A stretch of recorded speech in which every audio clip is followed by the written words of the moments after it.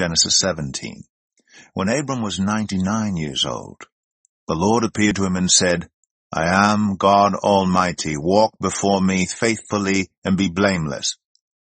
Then I will make my covenant between me and you and will greatly increase your numbers.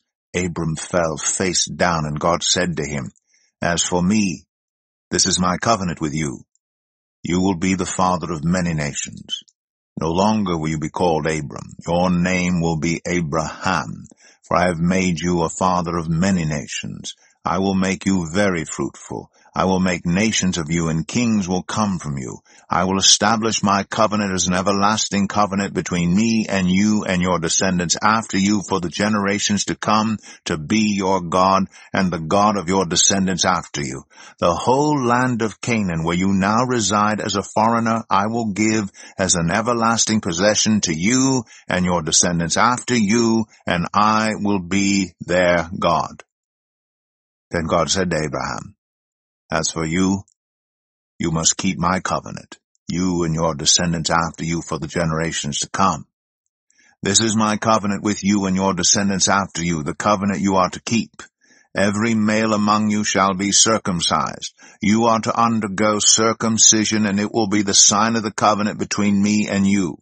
For the generations to come, every male among you who is 8 days old must be circumcised, including those born in your household or bought with money from a foreigner, those who are not your offspring.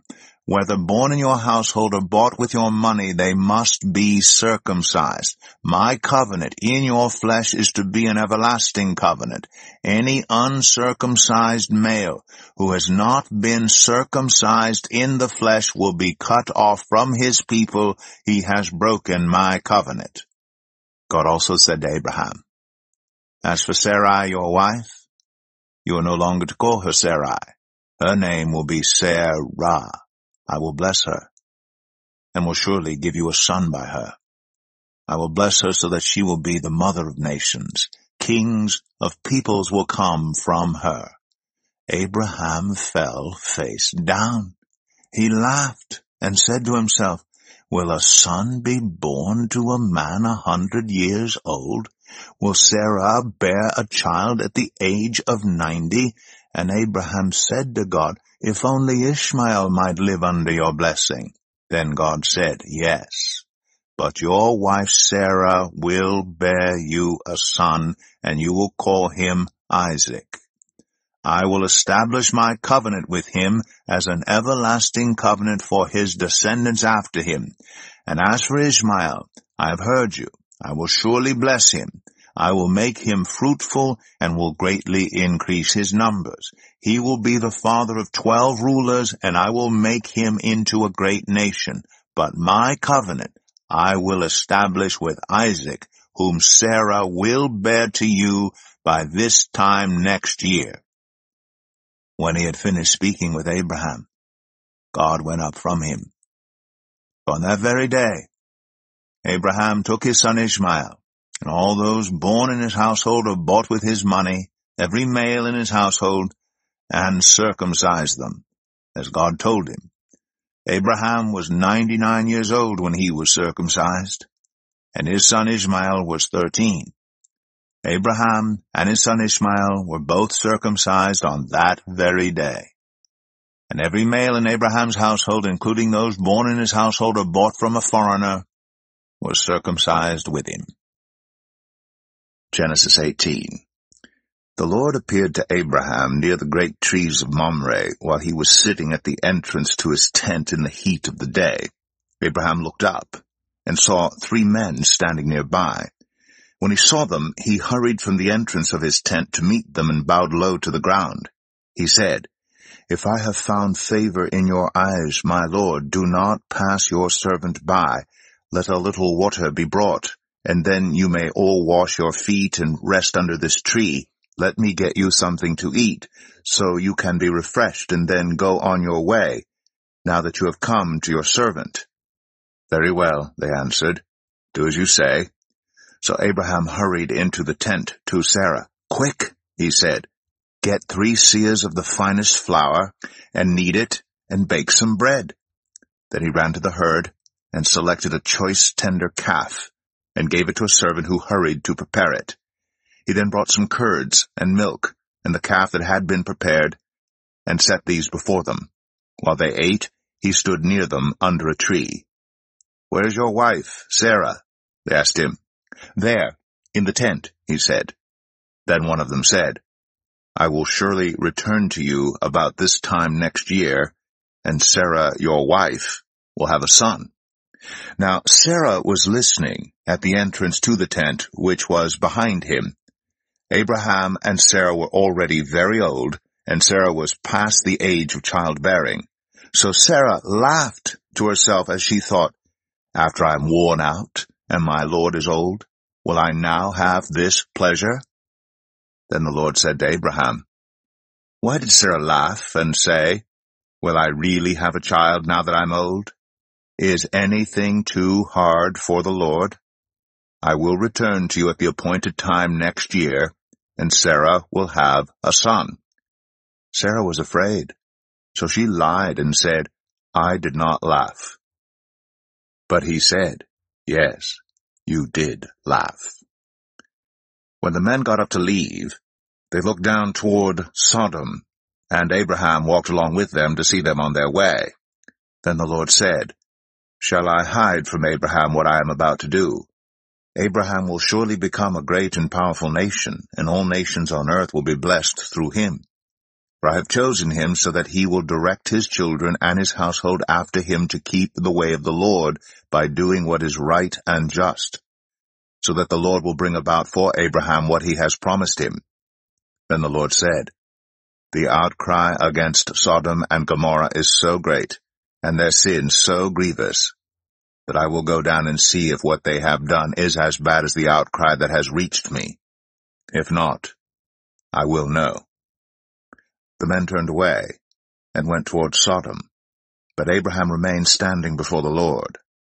Then Abraham approached him and said, "Will you sweep away the righteous with the wicked?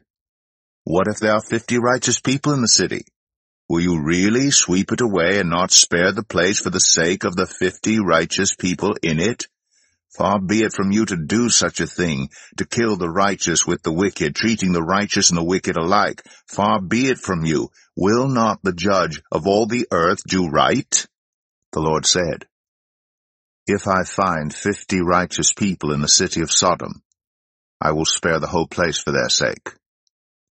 Then Abraham spoke up again, "Now that I have been so bold as to speak to the Lord, though I am nothing but dust and ashes, what if the number of the righteous is 5 less than 50? Will you destroy the whole city for lack of 5 people? If I find 45 there," he said, "I will not destroy it." Once again he spoke to him, "What if only 40 are found there?" He said, "For the sake of 40, I will not do it." Then he said, "May the Lord not be angry, but let me speak. What if only 30 can be found there?"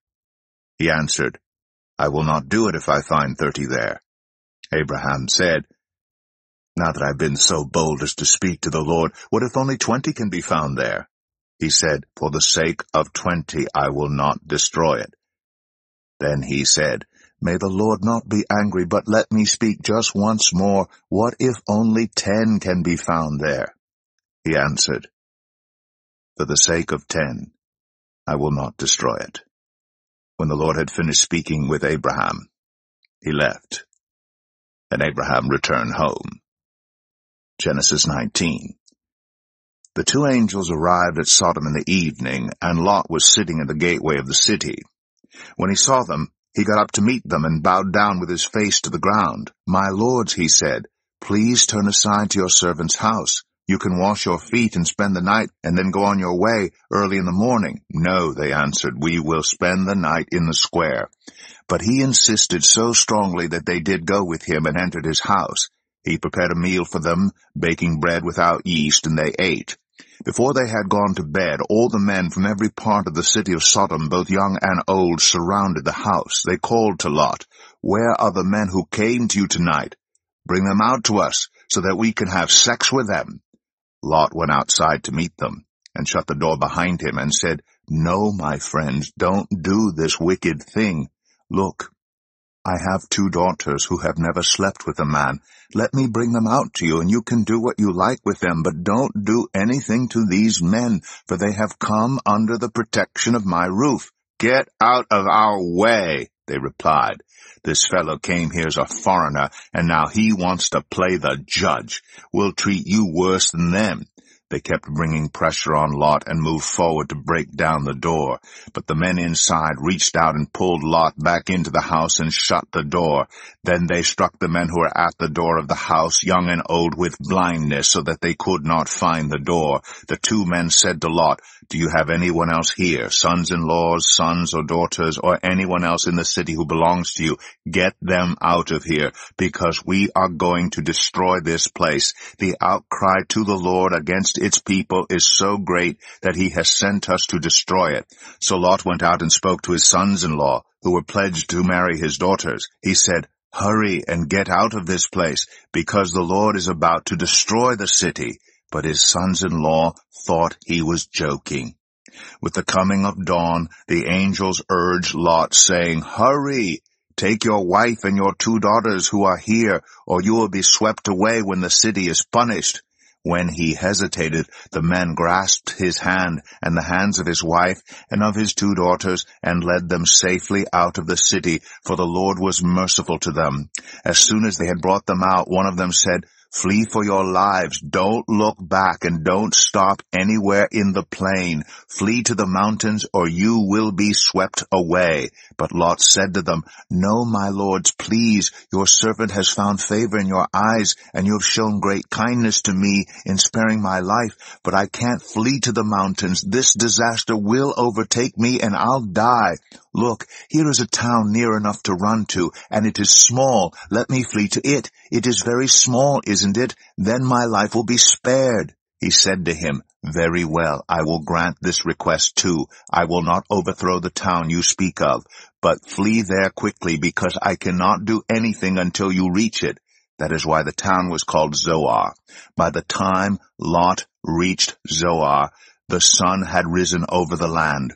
Then the Lord rained down burning sulfur on Sodom and Gomorrah from the Lord out of the heavens. Thus he overthrew those cities and the entire plain, destroying all those living in the cities and also the vegetation in the land. But Lot's wife looked back, and she became a pillar of salt. Early the next morning, Abraham got up and returned to the place where he had stood before the Lord. He looked down toward Sodom and Gomorrah, toward all the land of the plain, and he saw dense smoke rising from the land, like smoke from a furnace. So when God destroyed the cities of the plain, he remembered Abraham, and he brought Lot out of the catastrophe that overthrew the cities where Lot had lived. Lot and his 2 daughters left Zoar and settled in the mountains, for he was afraid to stay in Zoar. He and his 2 daughters lived in a cave. One day the older daughter said to the younger, "Our father is old, and there is no man around here to give us children, as is the custom all over the earth. Let's get our father to drink wine, and then sleep with him, and preserve our family line through our father." That night they got their father to drink wine, and the older daughter went in and slept with him. He was not aware of it when she lay down or when she got up. The next day the older daughter said to the younger, "Last night I slept with my father. Let's get him to drink wine again tonight, and you go in and sleep with him so we can preserve our family line through our father." So they got their father to drink wine that night also, and the younger daughter went in and slept with him. Again he was not aware of it when she lay down or when she got up. So both of Lot's daughters became pregnant by their father. The older daughter had a son, and she named him Moab.